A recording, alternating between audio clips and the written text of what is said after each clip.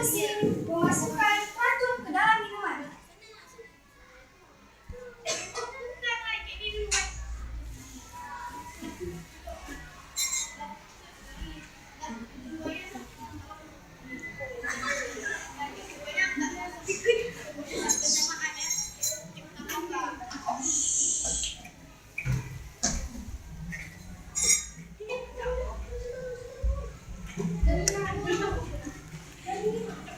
Stop.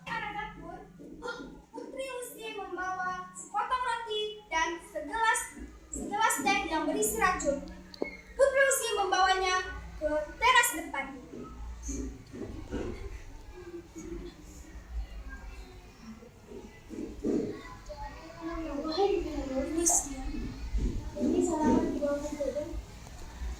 Kayaknya apa sih dia sih? Tumben kamu pagi-pagi dan kaget. Mau sarapan pagi untukku? Tidak, tadi sih aku lewat.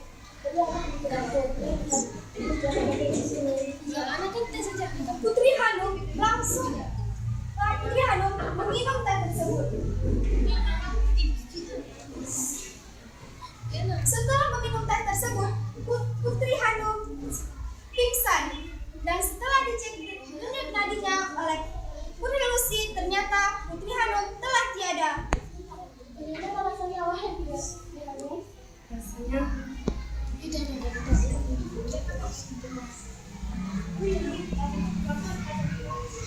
Ayo. Setelah itu, Nelly dan Melia masuk dengan tertawa. Putri, terima kasih karena telah membantu kami untuk menguasai istana ini. Inilah keinginan kami yang sebenarnya. Apa maksud kalian? Ikutilah jejak kakakmu, wahai putri.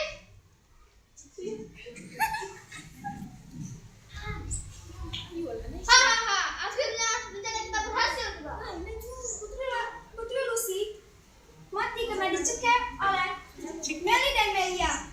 Dan Ratu Zena langsung Ratu Zena pergi ke teras istana. Apa ya? Perempuan kemana kedua putriku? Hah? Ratu? Bukan buku atau yang menjadi kristal?